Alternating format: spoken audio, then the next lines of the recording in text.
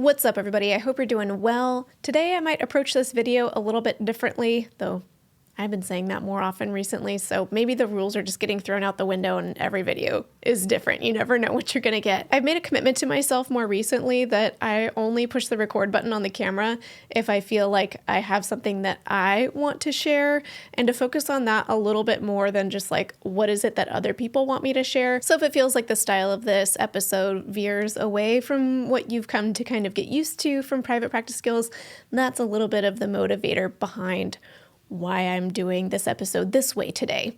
Also, there's enough nuance, I think, in what I'm going to share that I will probably only have the extended version of the video up. Basically, the podcast version and YouTube version of this episode, I think, are going to be the same content because there's a lot of things that I want to say, and sometimes it's just hard to capture something without having all the details present. I also want to put a content warning at the beginning of this video before I dive in, because we are going to touch on some heavy content in today's episode. I know that's not usually typical of my videos, but I want you to be informed that I am going to touch on alleged sexual abuse of minors, as well as sharing some of my own history growing up in a narcissistically abusive household. So if it makes the most sense for you to skip this episode, I 100% understand. I have been in that phase before where I could not consume any content related to my experience. So take care of yourself. Also, you may notice that I'm censoring some of my words. I'm just silencing them rather than using the beep because the beep is annoying. The reason why I'm censoring them is because the algorithm can ding content just for using certain words, even if the content isn't directly harmful. So that's why that's there. For this episode, I wanted to focus a bit on what it's like to go through personal challenges while still being a therapist. Part of my motivator for touching on this topic is, personally, I find myself craving this kind of content from other public-facing therapist content creators. There's a part of me that really wants to see the human side of fellow therapists, and of course we can get that in private behind closed doors and things like consult groups or just our friendships with fellow therapists in private. And given just how much social media is out there, how many of us are just visible on the internet, it can sometimes create this idea about therapist personalities that, they don't have human problems. And I also don't want to participate in perpetuating that idea. So there's something really helpful and validating to me when I hear about a therapist going through, normal human real life things. So I'm going to share about some of my own experiences going through normal human real life things and what it's like to be a therapist going through those things. Of course, part of the reason why there's not always a ton of content out there of therapists disclosing their own vulnerable things is because, especially if we do active client care, we need to be mindful of any clients, current, past, or future, who might be consuming that content. And that is a filter that I always have on whenever I produce any sort of content, not just for private practice skills, but like if I put anything on the internet that's publicly visible whatsoever, I always post with the awareness that it could be possible for a client of mine to consume that content, whether they wanted to see it or not. Sometimes they didn't realize they were going to find a piece of content till they're already there. So I have that filter on when I publish anything onto the internet. And so, there's always a possibility that my clients are here listening as well. Hello. It's publicly available. So if anyone consumes it, they have the freedom to do that. And I've already kind of filtered that out. So I hold that in mind, that it wouldn't be appropriate for me to share, for example, things that I feel really weighed down by right now that are affecting me.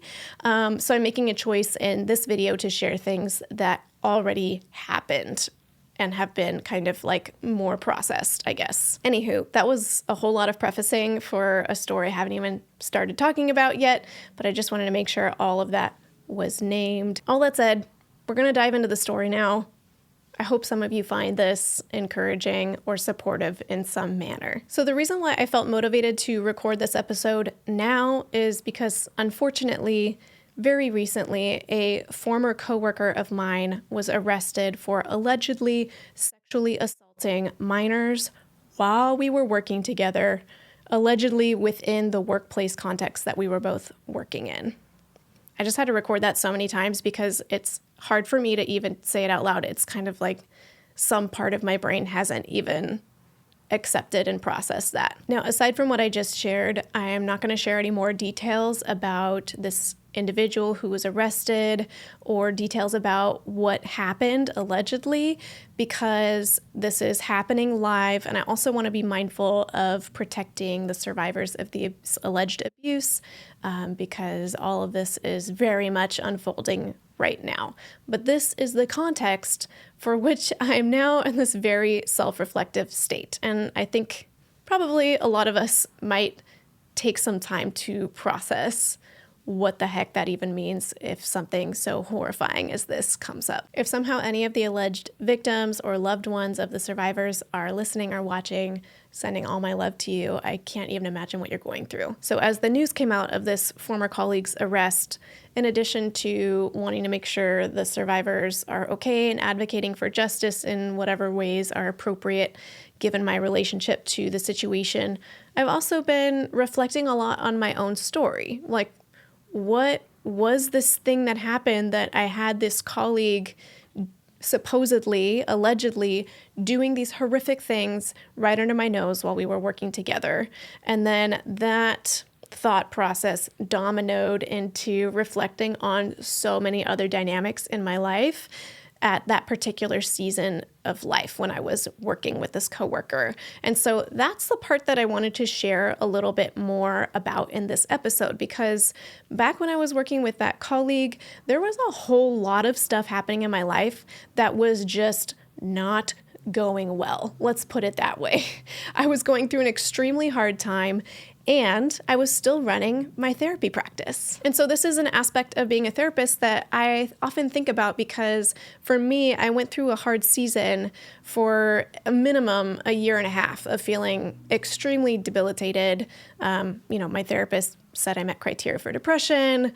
I was not in a good place. I had difficulty showing up for my basic life tasks, but I always showed up for my clients. And so that's just this interesting dynamic that I think about all the time, but then isn't necessarily talked about, I don't think, at least in my circles, that often. Like therapists going through hard things and then just still showing up for work. I think of things, for example, like a professor showing up in grad school with a wedding band on one week, and then the next week the wedding band is off and it stays off. And they have bags under their eyes and they look like they're going through a hard time, but they're still showing up to be professor and potentially not even acknowledging that perhaps their relationship is in a really tough place or ending and they're going through a hard time. Or even seeing my own personal therapist and kind of picking up on those times where they seem to be going through something hard, even though they're maintaining professional boundaries and very much still being there for me, but they're also carrying some burdens, and you can tell sometimes. So I'm going to share a little more about my own stories and the reflections I'm aware of so far. I feel like with these things, it's like you think you've developed all the insights there are for a particular part of your story, and then you mature and grow, time passes, and then you look back at that same moment and you have even more information and more insights. And I think that's just kind of how development happens. So I have kind of a new piece of a puzzle to add to that phase of my life when I was in a really tough place where, this thing with that coworker who's now been arrested is an additional variable in this season where just like a whole bunch of things were really tough at the time. So let me go back and give you some context for my life story, kind of leading up to this season where things were especially difficult for me. I think I've shared some of these in bits and pieces in stories in the past. Like I think a long time ago at some point, I made a video about why I became a therapist. And in that video, I'm pretty sure I shared about my history of having really severe panic disorder while I was in high school and going through a process of kind of self-healing really by going to the library and finding books about CBT and then performing systematic desensitization on myself as a high schooler. And it worked and I was hooked. So that's kind of where my therapist origin story comes from, but I don't think it's so simple as just saying like, oh, I just got caught up in some anxiety and it kicked in and then I kind of nipped it in the bud and now I'm good.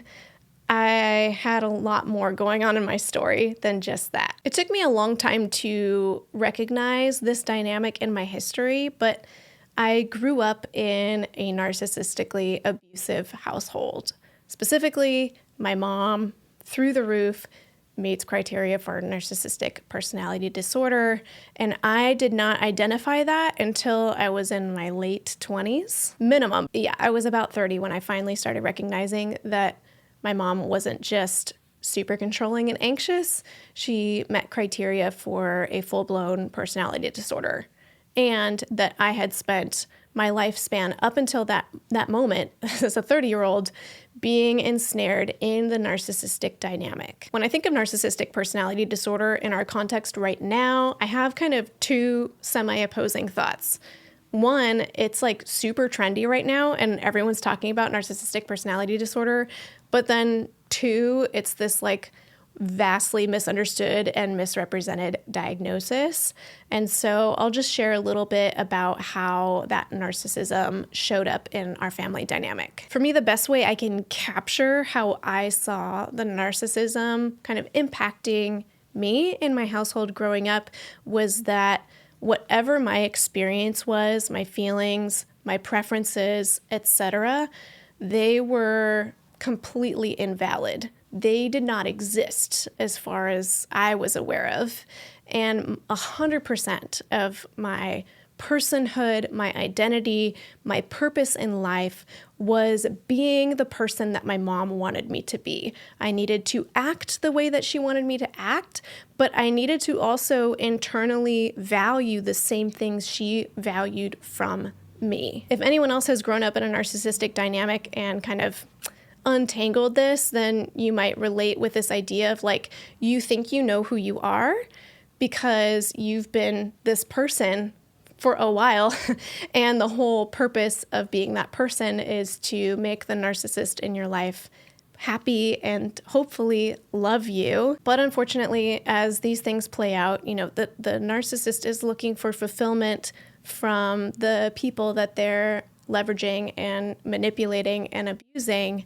And even if the people that they have power over do everything they can to live up to those standards, it's never going to be enough to fulfill the person dealing with narcissism because they're trying to treat one problem with a completely different solution, and it's never going to work. Of course, it took absolutely forever for me to figure out any ounce of this. I mean, I knew I always hated my childhood. I won't go into the details of just how much that affected me. And my hugest dream of my entire childhood was to move out of my house when I was 18. That was just like, hold on, Marie, hold on till you're 18 and you can leave this horrifying experience. So I knew I hated it, but I didn't quite grasp that I would never, ever be enough for my mom. I remember just thinking like, oh, okay, next time, if I just do this and that different, it'll fix it. We can be close. She'll love me, right? Whatever it is. But I remember this hinging moment when I finally realized that absolutely no matter what I did, it would never be enough for her. Was, unfortunately, she had a diagnosis in 2014 of pancreatic cancer, and she had her pancreas removed. So she had this major surgery, and I took a week off from my jobs, 3 jobs at the time, and stayed with my parents to take care of my mom as she recovered from surgery. And of course, I fully expected that taking care of a person after major surgery would be quite a bit of work, and she needed help with just about every task of daily living, helping her go to the bathroom, take showers, things like that. And it really was a 24/7 job with her. I don't know how much of this was like her narcissism just like on fire, knowing that like she could get me to do whatever she wanted, but it'd be like every hour I'd be up with her at night and she'd say, I'm too hot, so I'd take the blankets off, and then she'd page me an hour later and say, I need ice water. So I'd go get ice water, and then I'd bring it back and she'd say, oh, it's too cold.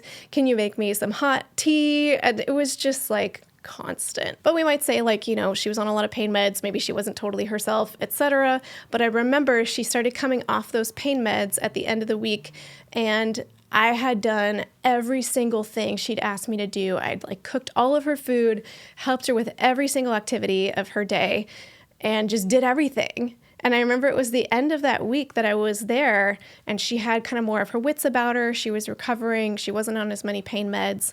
And she said, you know, Marie, you've done a lot for me this week. And if there was just one thing I would change about you, it would be that I need you to call me more often. And I remember just sitting there thinking, like, I literally took care of you above and beyond, actually 24/7. And now that I've had 2 children, I was doing more for her than I did for my newborns when I had them. So I'm doing everything for her.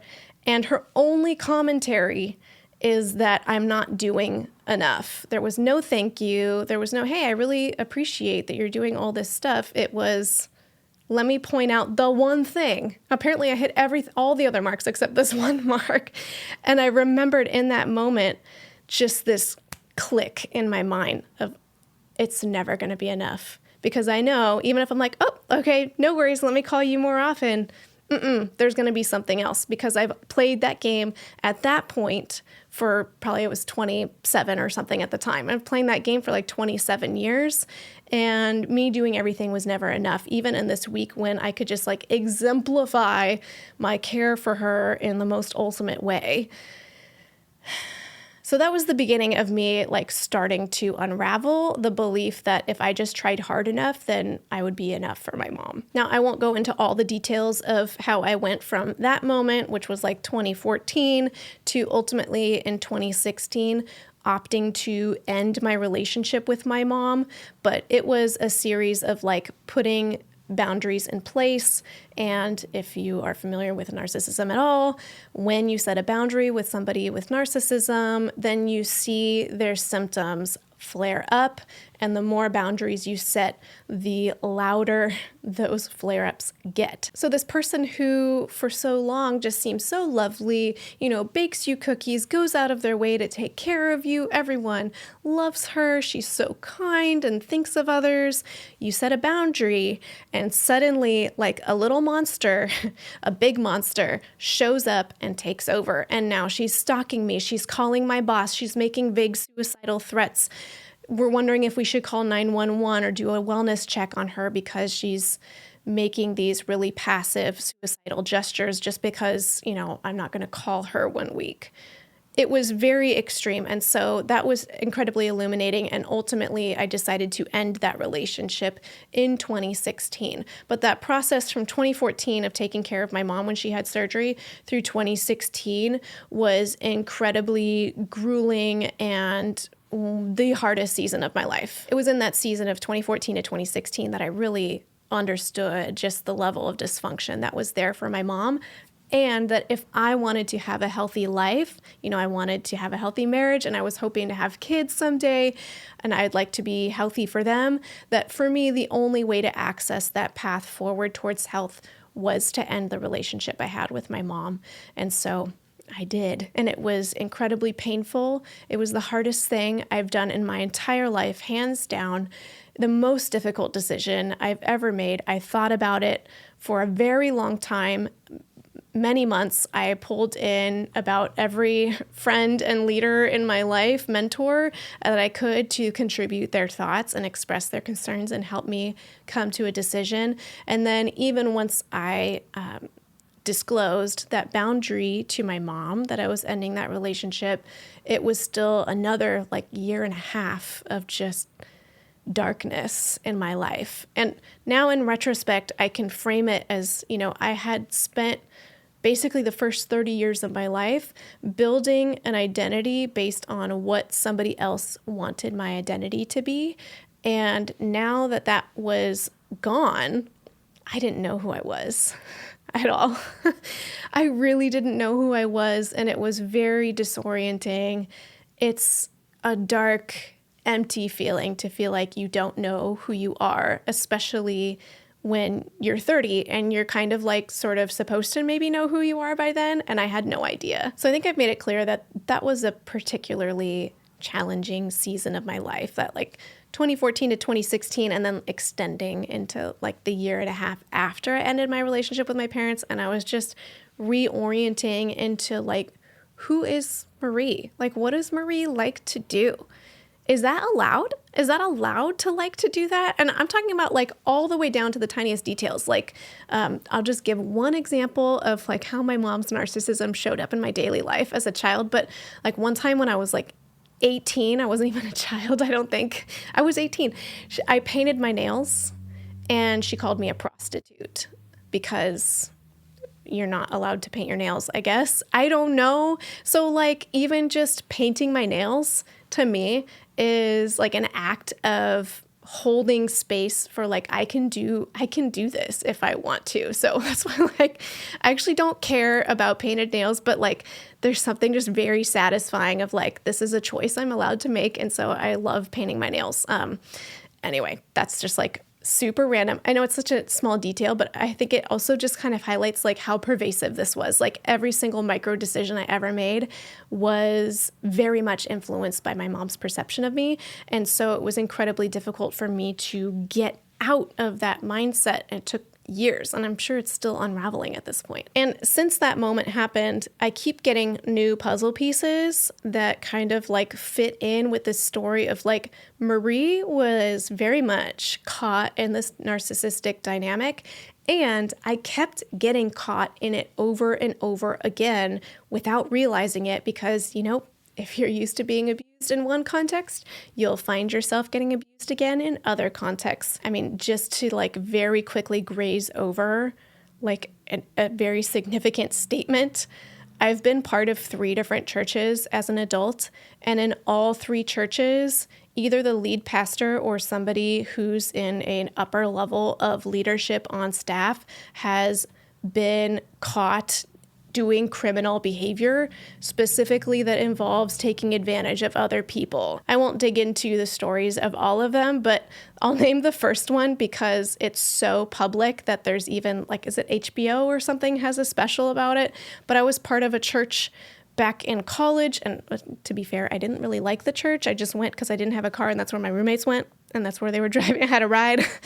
But the lead pastor there was Barry Minkow, and I'm not going to get into the story here, but man, that's a story. So I'll link to, like, I forget if it's HBO or Netflix, or maybe there's more than one, but there's at least one documentary about this guy, and it's absolutely just fascinating. And these are the kinds of dynamics I kept finding myself in until this moment around 2016. And that was the same moment where this now arrested former coworker was being accused of also harming other people. So this is just the puzzle pieces coming together. So I know that was all just like a lengthy backstory, and I haven't touched on this idea of like being a therapist when you're going through hard times, but I wanted to paint a picture of like this season in my life where like in my mind, in my entire life, like that is like the darkest cloud of my life, because even growing up in the narcissistic household and like being even suicidal throughout my childhood,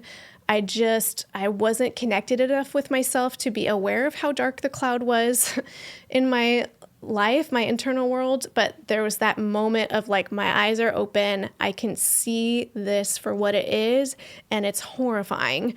And that weight of that experience was so dark for me in that season, again, around 2014 to like maybe 2017 or so. Meanwhile, I was working full-time in private practice at that time and seeing therapy clients. So I think back at that time and think about how, like, you know, prior to 2014, I thought I knew who I was, but I was essentially assuming the identity of someone I wasn't. And over the years, eventually found who I am. And meanwhile, like, there's therapy clients that I saw throughout that entire process, but like my approach to therapy has shifted significantly since then. Just my general worldview and approach with humans has shifted quite a bit because, at least for me as a child of a narcissistic parent, like I took on a lot of those narcissistic characteristics. I either found myself being the one that was kind of pinned down by somebody else's marginalizing power dynamic, or I became the one pegging others down as the one marginalizing. I didn't know anything other than that way of being in the world. So I was either on one side or the other, but always caught in this narcissistic dynamic. And now on the other side of it, hopefully unraveling the need to be in that dynamic whatsoever and advocating for other people to get out of it too is just a completely different mindset. I feel like I live in a different universe now than I did 10 years ago. So I'm reflecting back on what it was like for me seeing therapy clients at that time, and kind of the most felt experience in my day in and day out was, I just remember like I had so much difficulty doing anything, to be honest, like getting out of bed, showering, just laundry, life tasks. But if I had a client on the schedule, I showed up. And I remember at that time, I felt so grateful for my therapy clients. It's just selfishly, I know we don't treat clients and for our own needs, but for me at that time, that was like the only thing that I would get up for, aside from like, I had a puppy and I also had to make sure she was fed and taken care of. So I didn't neglect her either. But aside from seeing my therapy clients and my puppy, like I didn't know how to access tools to like take care of myself or anybody else. Somehow it was like the part of me seeing therapy clients was able to like stay grounded in this deeper part of me that was always there, even when I was very much caught in this narcissistic dynamic and feeling lost in who I was. Like there was some through line, like the part of me that was able to exit my world and enter into the internal world of somebody else and be there with them was very grounding for me. Like that helped me be more human, I think. And so that felt like something that stayed constant in a season of my life when so much was in turmoil. I can specifically remember many therapy sessions at that time, going into the session fearing that the weight I was holding would distract me and I wouldn't maybe be as effective or present as a therapist. But then by the end of those sessions, just always feeling surprised by how able I was to just step into my client's world. And for me, that was just so helpful to just exit my misery for 50 minutes and be with somebody and support them and be a human being. Like that was incredibly supportive for me. And genuinely, if I didn't have that, I just don't know how I would have gotten through that time. And that's been a through line for me. There's been very few times where I've had difficulty attuning to my clients, except for if I'm like incredibly sleep deprived, cite the prior babies that I brought into this world and taken care of, then yeah, if you don't have enough sleep, it can sometimes be difficult to attune to somebody else. But when I'm going through something emotionally weighty, I've just been surprised over and over again by how supported I still feel when I show up for my clients. Now, I'm aware as I say that, I have this fear that some of you will hear that and think, oh no, maybe you're having more difficulty showing up for your clients when you're going through an emotionally difficult process. But I think there's also something specific to the fact that I was working in private practice for myself at the time. And I remember times as a graduate student working at agencies and things as a practicum student and having a lot more difficulty if there was something going on in my workplace environment that felt manipulative, that felt like it was taking advantage of me, or just I was being overworked or whatever it might have been.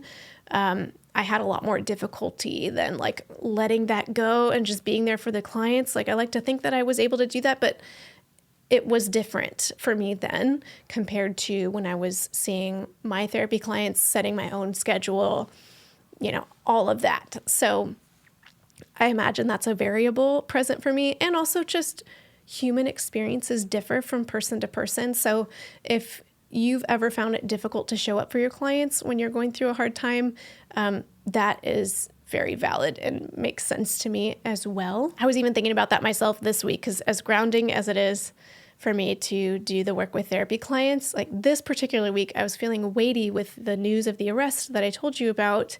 And I didn't do any work for the first half of the week. And I was so grateful that I had a lighter week planned, because there were supposed to be out of town guests who were coming this week and then they canceled. And so I just ended up having this open time in my schedule. And that's something I've been so grateful for, that I just had it there. So if I didn't have it there, I probably would have wanted to see if I could lighten my load without, abandoning or harming my clients. So it's just something I'm curious about and wanted to touch on because, this is like one story and one person's experience. But it feels important to acknowledge that we're humans and we show up for our clients in different ways as we go through our own life experiences. And I think it is really helpful to reflect on what it's like for you to be there or not with your clients when you're going through something difficult. And most importantly, to feel like you have enough space to acknowledge that as a therapist, you are a human being, you go through challenges, life happens, and it's important to attune to whatever it is that might be going on for you, whatever it is you might be needing. And if it helps you to step outside of your world and step into your client's world, great, assuming you can still show up for them well. And if you're needing to take a step back in some form in order to take care of yourself, or maybe because, it's difficult or impossible to show up for your clients in the way that they need, that's also really important to acknowledge and, problem solve around as well. And I don't know if there was much more that I wanted to say except to just share a story of being a person while being a therapist, and also a little bit about what it's like to still see therapy clients when you're going through something challenging. And I hope it opens you up to self-reflect on how you navigate those situations when you're going through something difficult, and also to just feel validated as a person. Whatever human things you're going through as a therapist, that's amazing. You're a human being, and that's exactly how it should be. And every therapist goes through stuff just like everyone else. And if it was a little bit all over the place today, then, it's because I didn't script the video. So thanks for hanging with me. I am so grateful that I have the freedom to literally just talk about whatever I want to talk about in these videos. And one of the things that enables me to do that is having sponsorships. So I want to pause and say a thank you to TherapyNotes.com for sponsoring this video. If you haven't heard of Therapy Notes, it's an all-inclusive practice management system. They have everything you need from scheduling to notes to billing. Their HIPAA-secure telehealth platform is included for free for all users, and they have so many other features. If you'd like to check out Therapy Notes, you can get 2 months to try it for free with no commitment just by clicking the link in the description of this video. Well, thanks for hanging with me today. I always feel a little self-conscious when I go off script, let alone if I share something really personal. So thank you for hanging with me. If this video wasn't it for you, just wait for next week's video. There will be a different one. And if you found some sort of encouragement from this video, then I'm super glad. And until next time, from one therapist to another, I wish you well.